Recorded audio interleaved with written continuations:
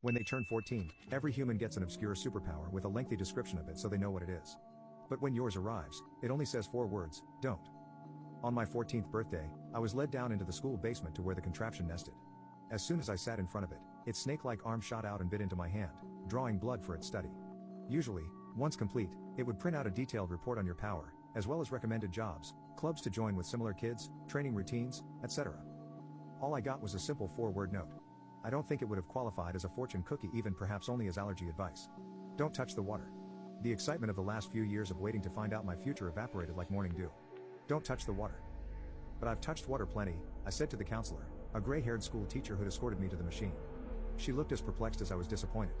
Yes. Well, that was before. The machine has activated your power now. It would have activated itself naturally sooner or later, but the machine stimulated it. So my power is that I can't touch water? She read the note again. Clicked her tongue. That's what it says. I hadn't been expecting much of a power. Usually, people just get something boring, so why would I be any different? I'd known people who could warm their hands up without needing gloves or who are pretty good at breathing at high altitudes. My best friend at school, a few months older than me, could spit out a stream of warm black tea as long as he drank enough water, although not many people wanted to drink it. Another kid at school left a slimy trail behind wherever her skin touched, like a snail or slug, which sounds pretty lame until you saw her slurping up the side of a building, then you didn't care how gross it was. You still wish that was you.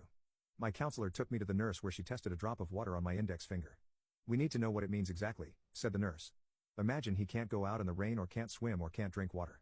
Poor child. Nothing seemed to happen to my finger, so the nurse let a few more drops fall onto me. Where the drops hit, my finger began to grow. The skin became swollen like a balloon the size of a ping pong ball. Oh, dear, said the nurse. Turned out that I could at least drink water as long as it didn't hit my lips. But if my skin were to come into contact with liquid, then it would swell up horribly. Don't touch the water. I told my parents that night. They pretended it was fine. They pretended they hadn't been waiting just as excitedly as I had for all these years. Powers are overrated, said my dad, chewing on a piece of steak. Only 1 in every few million are useful to society. The world would be better off if no one had powers, said Mom. That's easy for you two to say, I said, tears welling. I blinked them back so my face didn't bloat. Mom worked on a wind farm. She could breathe out gusts strong enough to rotate an acre of wind turbines. Dad was a walker. He walked through our coastal town day after day, absorbing carbon emissions from the air. It was a passive ability, and the government paid him to just be out there walking. I think they've been hoping for something similar for me, a useful ability, something that could help the world. And sometimes abilities are like that, hereditary, but not mine. Your mother's right, said my father. They just cause jealousy and conflict. You're saving the planet, I said. How can that be bad? He had no answer to that. And me? I can't even go outside on a rainy day anymore. What kind of life is that? My relationship with my parents was never the same after that day. Something had fallen between us, like a block of ice, and whenever we spoke or interacted, it was through the block of ice. Our words always turned cold. I moved out when I turned 18 and into a 1-bed flat inland, away from their home by the coast, away from all that water. Being around my parents only made me ashamed of what I had. And for them, whenever we talked, I could tell they were ashamed of me too. They'd both taken on more work since my ability or curse had manifested. Both preferring to be out of the house as much as possible rather than be near the chill of ice that ran between us. Then when I was 19, my mother died. I hadn't visited in 6 months.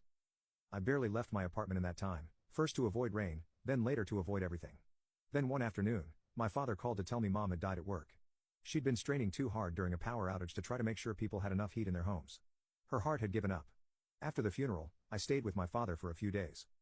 And whatever depression I'd already been engulfed me completely. A fuller, deeper shame of myself, of who I was, of holding that anger against my mother for 5 years, of barely speaking to her since I left. Her heart had given up. Those words haunted me. I was angry at everyone's powers too. My mother, because of her power, had worked herself to death. The world truly would be better if we were all normal. My father and I were eating toast in our usual miserable silence when the message came over the television. An emergency broadcast. A tsunami warning. It would be a big one, apparently. Big enough to mostly destroy the little town I'd grown up in. And if we didn't leave now, it would destroy us both, too. Come on, I said. We need to evacuate. My father looked at me, opened his mouth, but said nothing. Then he went back to his toast. We've got to go, I insisted. To where? He said. I don't have her anymore. I don't have you. If I lose this house, I have nothing left. I yelled at him, told him how stubborn and stupid he was being, but he wouldn't budge. I grabbed a coat and left him at the kitchen table. She loved you more than the world, he said, as I opened the front door. I swallowed back my guilt as I stepped out and closed the door. The street brimmed with people and cars, but the cars were moving at a crawl. We had 20 minutes perhaps before the wall of black water. How many here were going to die? Most of them, I thought. My best bet was to cycle, to weave through the people and cars. But instead, I looked out towards the ocean. Imagine the wall of black water heading inexorably towards us, somewhere out there. I imagined it falling on the town like a fist. On my mother's fresh grave, on my father, alone at the table, on all these people stuck in traffic. I thought of the day I'd gotten my ability of being in the nurse's office. Of all the drips of water had left me painfully swollen. I left my father's house and headed towards the beach. I hadn't been to a beach since I was 14, afraid of the waves. I had locked myself away from water and for most of the world since my gift arrived. Now I stepped onto the sand, taking off my shoes and socks, feeling the warmth between my toes. Memories flooded back of being here with my parents as a child, playing soccer with dad, diving I love you, I said to the air, to the beach, to nothing, as I walked towards the ocean. Don't touch the water. I stepped into the sea.